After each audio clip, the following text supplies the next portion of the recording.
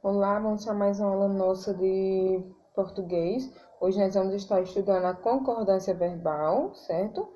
De alguns casos especiais com o sujeito composto, certo? E nesses casos eles merecem um destaque a mais. Então vamos lá. O sujeito composto, né? Quando ele vem anteposto ao verbo, o verbo ele deve ficar no plural. Aí a gente tem os exemplos. Os jogadores e a torcida comemoraram a vitória do time. Então, o verbo vai ficar no plural. Isso aí é regra geral. Aí nós temos quando ele vem anteposto ao verbo, né? Quando ele vem pós-posto ao verbo, que tem aí o exemplo. Voltaram ao hotel o turista e a polícia. Ele também ficará no plural. Aí tem aí, voltou ao hotel o turista e a polícia, que aí ele tem que ficar no singular, referindo-se ao mais próximo, né? Voltou ao hotel o turista e a polícia, ok?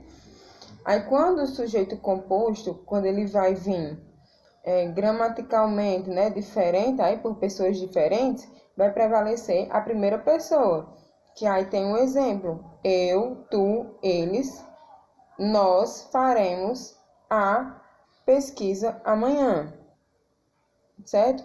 Então, aí ficou o pronome nós, né?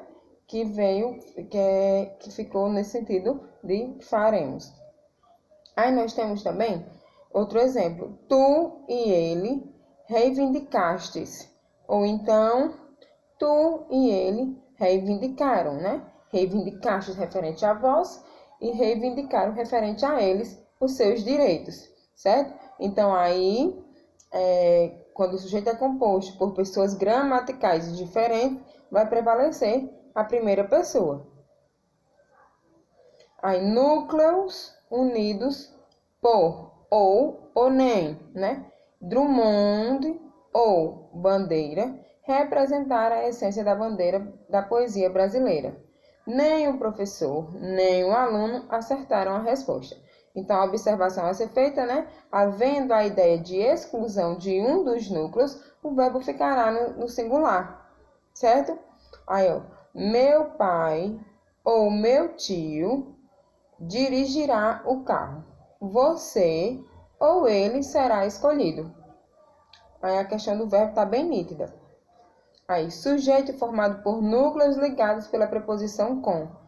Verbo, normalmente, o verbo vai vir aí no plural, desde que não se queira destacar o primeiro elemento. Exemplo, o presidente com os ministros reuniram-se no Palácio Alvorada. Outro, o pai com o filho montou o brinquedo, né? Que vai enfatizar o primeiro, né? O pai com o filho montou o brinquedo.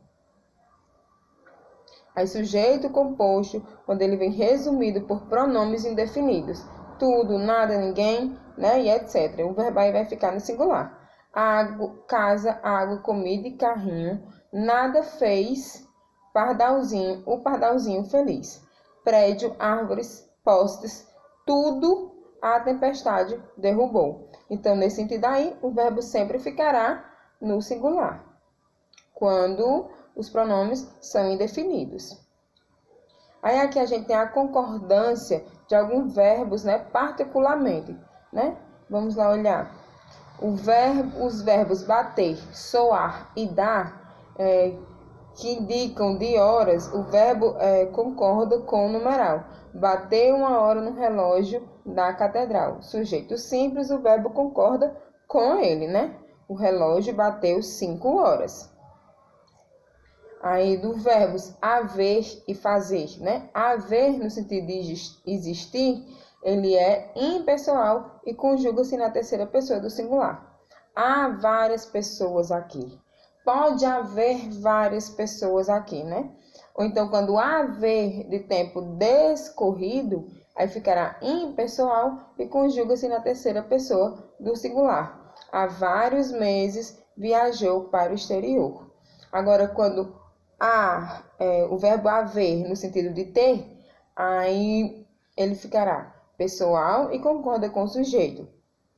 Exemplos: nós havíamos obtido ótimos resultados com a pesquisa. Aí o verbo fazer, tempo decorrido, impessoal e conjuga-se na terceira pessoa do singular. Fazia dias que eu não o visitava. Vai fazer dias que eu não o visitava. Aí o ter, né, que seja igual a haver, que seja referente a existir, ficará impessoal e se conjuga na terceira pessoa do singular, sendo seu uso informal. Tem muitos dias que não venho à aula. Aí, o verbo na voz passiva sintática, né? Aí fica o verbo transitivo direto, mais o se, né? O pronome apassivador, que vai concordar com o sujeito. Aceita-se doações de tijolos. Aguarda-se o resultado do sorteio. Verbo transitivos indiretos ou intransitivos mais o se. Índice de indeterminação do sujeito, né? O verbo na terceira pessoa do singular e o sujeito indeterminado. Necessita-se de amigos, vive-se muito bem, certo? Aí a concordância do verbo ser. O sujeito, ele é constituído por pronomes, tudo, nada, indefinido, e isso, e isto, ou aquilo, né? Demonstrativo. E predicativo, né? O predicativo, que estiver no plural do verbo ser, concordará normalmente com o plural. Aquilo eram fantasias de menino. Isso são manias de quem não tem o que fazer. Aí, o verbo ser concorda com o sujeito quando este for apresentado por nome próprio. Os Miseráveis são uma famosa obra do escritor Victor Hugo. Garrincha foi as mais incríveis diabruras com a bola, certo? Então, aí, o verbo ser vai ter que concordar com o sujeito quando ele for representado por um nome próprio. Aí, se o sujeito se referir a coisas ou objeto, o verbo concordará de preferência com o predicativo. Vem aí a tristeza, são os dias perdidos da juventude.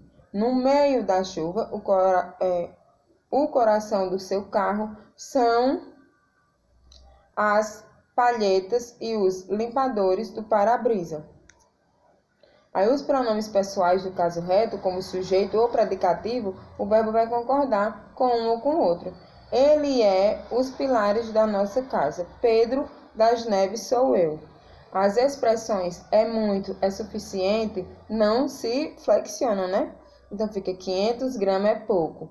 10 minutos é muito tempo. 5 quilos é muito. Indicação de horas, data, distância, o verbo vai concordar com o numeral. Exemplo, hoje são 25 de agosto. Já é meio-dia. São 2 horas. E desta vez, a gente acabou a nossa aula, ok? Falando aí sobre a concordância verbal, né, dos sujeitos compostos, ok?